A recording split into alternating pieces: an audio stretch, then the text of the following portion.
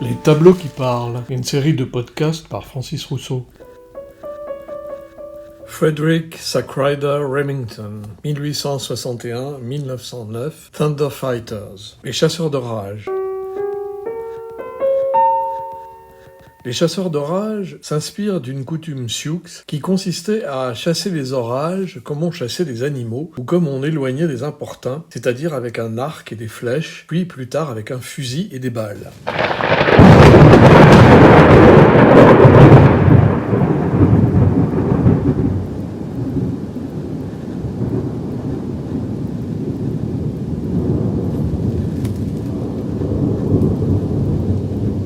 Dans The Oregon Trail, l'auteur Francis Parkman raconte comment un ancien Oglala Sioux assimilait le tonnerre à un grand oiseau noir avec ses ailes rugissantes qui étaient difficiles à abattre car il bougeait sans arrêt et à une vitesse folle.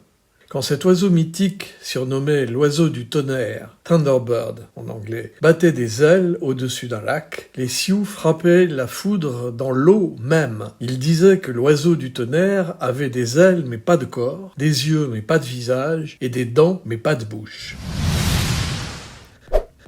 L'illustration que nous avons sous les yeux et que Remington peignit pour l'édition de 1892 du livre de Francis Parkman représente donc ces combattants du tonnerre, précisément au moment où ils bravent une tempête et où ils doivent affronter par la même occasion leur propre peur de l'inconnu au moment de chasser le grand Thunderbird, cet oiseau noir disproportionné, changeant constamment de forme, qui incarnait le tonnerre à leurs yeux.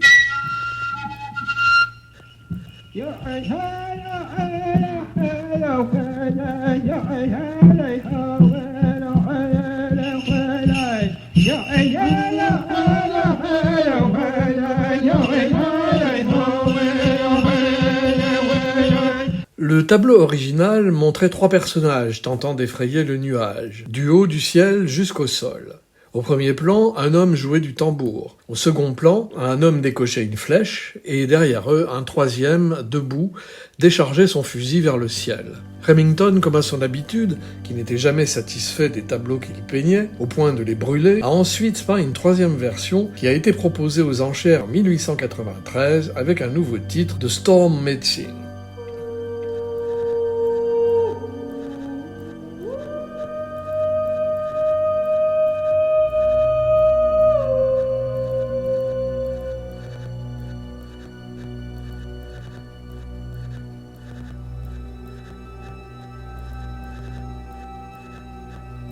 Dans ses premières tentatives de commercialisation de son travail, Remington était résolu souvent à devoir repeindre des tableaux pourtant finis, mais qui ne plaisaient pas au public. Il fit ainsi souvent des compromis pour flatter le goût du public de son temps et brûlait impitoyablement les versions originales, considérant que si elles n'avaient pas plu au public, c'est qu'elles étaient nulles.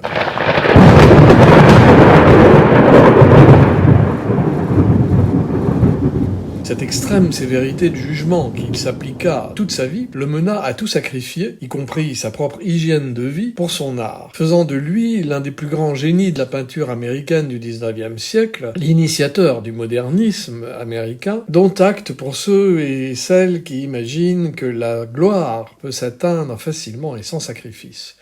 Remington aussi chassa ses propres peurs dans sa peinture, mais ne réussit jamais, de son aveu même, à les supprimer. S'il trouva la gloire, il ne trouva jamais la paix.